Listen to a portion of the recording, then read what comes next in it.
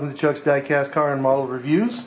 Today we're going to be taking a look at this pretty cool looking car. This is the Ferrari Monza.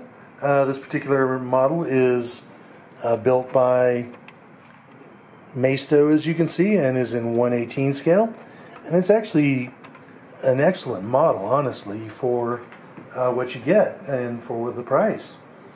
I got this car at Sam's Club probably about a year ago, and of course Sam's sells their models for about 15 bucks, and so I was pleasantly surprised when I got this. I actually got this car on recommendation from the YouTube page of Rob's Model Cars, who actually does some really good high-end model reviews, but he was actually suitably impressed by this, of course, cheap model here. But let's go ahead and talk about the Ferrari Monza itself. Usually I buy models that I've seen. I have some sort of a connection with them, so I buy them, and it just kind of reminds me of of the car that I when I saw it, or when I rode in it, or when I drove it, or whatever. But I did not see one of these, but I kind of thought, well, it's a good, cool model, and maybe I'll see one in the future. And I did end up seeing one.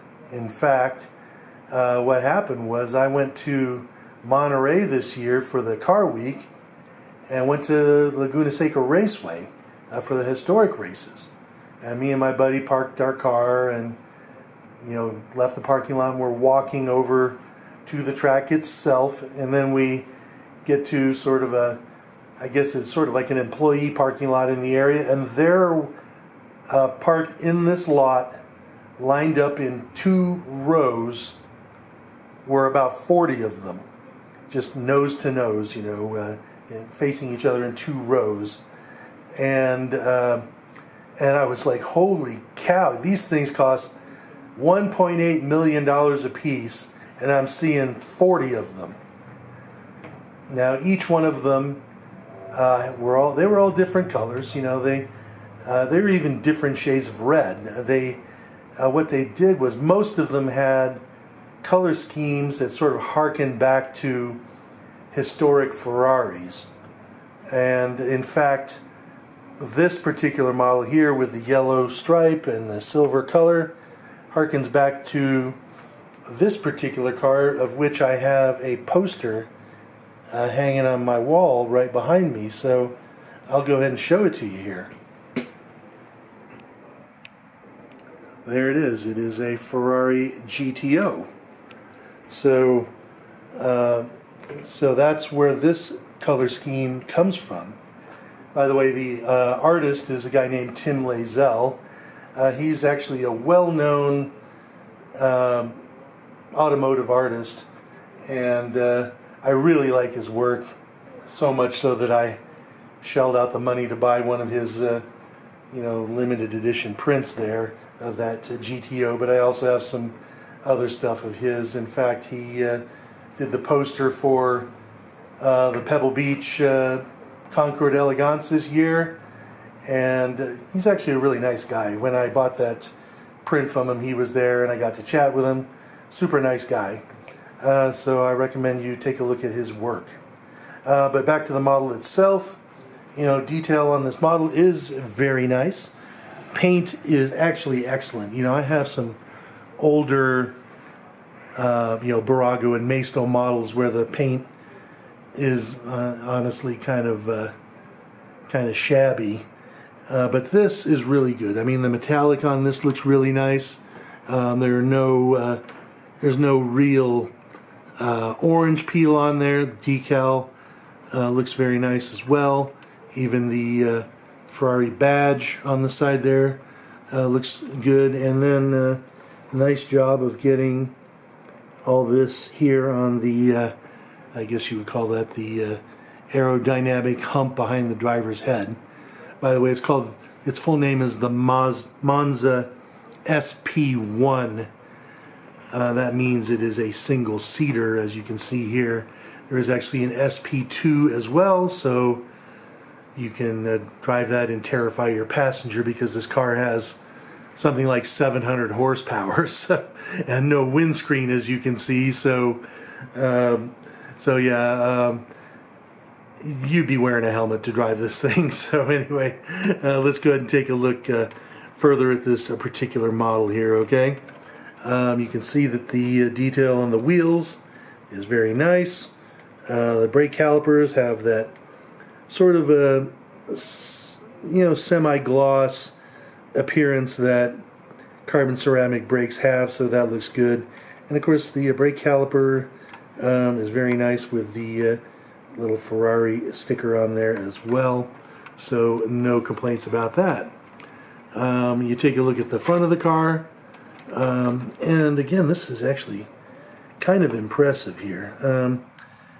That's not photo etch mesh. That's plastic, and it's really sharp and really well done.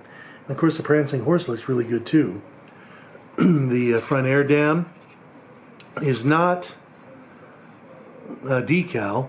It is textured plastic to look like carbon fiber, but again, it looks really good. I mean, I really have no complaints about that appearance. I mean, it looks like carbon fiber. So, Maisto has definitely done an exceptional job of improving the way their carbon fiber looks there. Taking a look at the back here, though, you can see here as well that everything looks very nice here. I mean, it's pretty simple. There's not much to the appearance of this car, but it's pretty smooth and everything. But again, the carbon fiber appearance of the diffuser in the back and the surround of the exhaust looks really good. In fact, the exhausts look really good as well. So definitely a good job by them on this too. Looking under the rear trunk here, there's really not that much to see other than the huge luggage space there for your one bag. The hinges, I guess you could say they sort of let the side down, but that's okay. And this is all still that textured carbon fiber, and again, that looks excellent. So good for them on that as well. When you take a look at the interior, by the way, the door does open up in that funky manner there, and we'll take a look at the interior. Again, really nice detail there. You can see all the controls on the steering wheel are highlighted. You can see the paddles there for the semi-automatic gearbox, and you can also see here to the right of the steering wheel the console with additional controls and instrumentation on that, and then the dash itself is pretty good as well. It looks like there's just one instrument in there, which I would presume would either be the tach or the speedo, but again, very good and very well done. Seats are good as well. The belts are plastic, but look pretty decent, and so definitely quality work done here by them on this particular model. Now let's go ahead and take a look under the hood and see what gets this thing motivated. Again, I mentioned that it has something like 800 horsepower, V12, and again, they really did a nice job on this. That you can see the valve cover, engine cover is a nice glossy red. The intake trumpets there to either side are that carbon fiber also. You can see the carbon fiber texture on the wheel arches, and also just the this area behind the wheel arches, so that looks really good. Notice that the engine itself is mounted behind the front axle, which essentially makes this car mid-engine, but the engine in front of the driver, but not instead of behind like most modern mid-engine cars. And so again, a really nice job done. There's for $15, I definitely have no complaints. So that's my review of this today. I hope you enjoyed this review, and if you do, please like it and sign up for my channel. Have a great day.